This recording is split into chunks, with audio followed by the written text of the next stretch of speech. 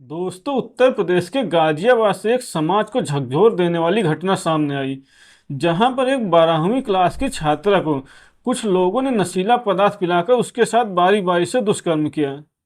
उन लोगों का शारीरिक संबंध बनाने का तरीका इतना दर्दनाक और भयानक था कि उस छात्रा को अपने प्राइवेट पार्ट में 13 टांके लगवाने पड़े। नमस्कार दोस्तों, मैं हूं राजन यादव। आप सभी का स्वागत करता हूं अपने YouTube चैनल पर एक नई कहानी के साथ। आशा करता हूं आप सभी लोग स्वस्थ होंगे और अपने परिवार वालों के साथ मस्त होंगे।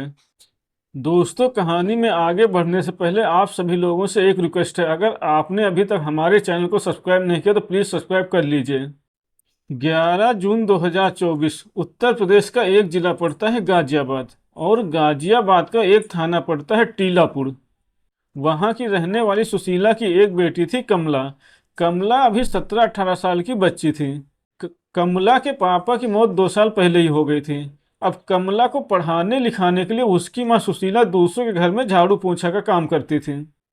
उसी कॉलोनी में एक परिवार रहता था। परिवार के मुखिया का नाम था प्रेम शंकर पांडे। प्रेम शंकर पांडे एक दिन सुशीला को बुलाकर बोलते हैं कि तुम्हें परेशान होने की कोई जरूरत नहीं है, तुम्हारी बेटी की पढ़ाई का खर्चा मैं उठाऊंगा। अब ये सुनकर सुशीला बहुत खुश हो जाती है। वो अपने घर खुशी खुशी चली जाती हैं। 11 जून 2024 को दोपहर में स्कूल की छुट्टी होती है। कमला स्कूल से अपने घर की तरफ जा रही थी। तभी रास्ते में उसको जानने वाले दो लड़के रोहित और सौरभ मिलते हैं। वो कमला से बताते हैं कि तुम्हारी माँ की तबीयत बहुत खराब हो गई है और तुमको तुरंत बुलाया है। अब ये सुनकर कमला की हालत खराब हो जाती है। वो सोचती है कि सुबह तो माँ की तबीयत ठीक थी, अचानक से उन्हें क्या हो गया है। दोस्तों, लेकिन वो दोनों लड़कों को कमला पहले से जानती थी, इसीलिए उनकी बात पे विश्वास कर लेती हैं। अब आनन फानन में कमला उन लड़कों की बाइक पे बैठ जाते हैं और तीनों लोग शालीमार गार्डन के लिए निकल जाते हैं। थोड़ी देर बाद तीनों शालीमार गार्डन पहुंच जाते हैं। जो सौरभ था वो रास्ते में कोल्ड ड्रिंक खरीदता है और खाने का कुछ सामान खरीदता है। दोस्तों, तीनों वहां से शालीमार गार्डन के अंदर चले जाते हैं। जो कमला थी वो दौड़ती हुई गार्डन के अंदर जाती है और वहां जाकर देखती है तो वहां पर कोई नहीं था। इसके बाद कमला उन लड़कों से पूछती है, यहाँ तो मेरी माँ नहीं है। तभी उनमें से एक लड़का बोलता है, शायद तुम्हारी माँ की तबीयत ज्यादा खराब हो गई हो, इसीलिए उसको हॉस्पिटल लेकर गए हूँ। दोस्तों, इसके बाद कमला बोलती है, मुझे हॉस्पिटल लेकर चलो। लेकिन जो रोहित है वो बोलता है, गर्मी बहुत है, पहले कोल्ड ड्रिंक पी लेते हैं, उसके बाद चलते हैं। जो वो लड़की कमला थी वो इन दोनों लड़कों की नीयत पर शक नहीं कर रही थी, क्योंकि वो इनको पहले से जानती थी। इसके बाद वो तीनों कोल्ड ड्रिंक पीने लगते हैं और जो खाने का सामान था खाने लगते हैं।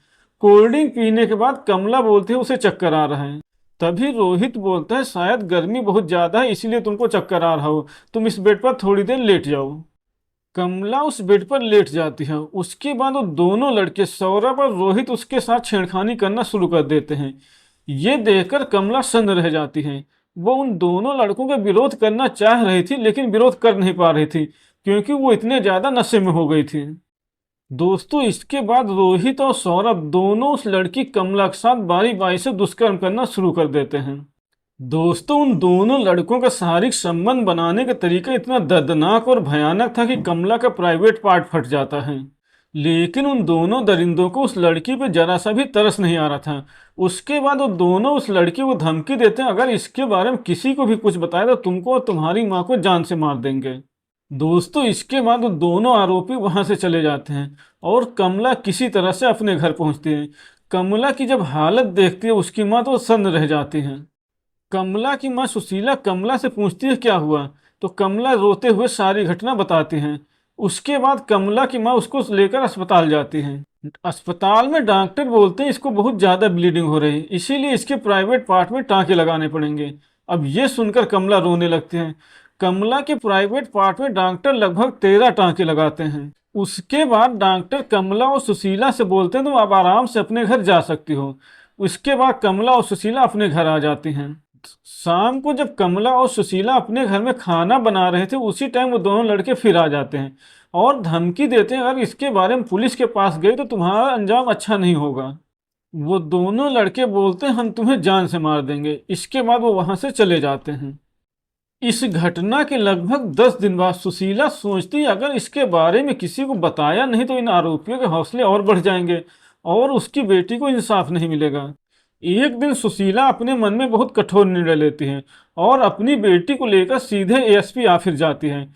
वहां के एएसपी होते हैं सिद्धार्थ गौतम। दोस्तों, वहां पहुंचकर सुशीला सारी बात वहां के एएसपी को बताती हैं। जब एएसपी ये सारी बात सुनते हैं तो बोलते, तुम लोग अभी तक कहाँ थे?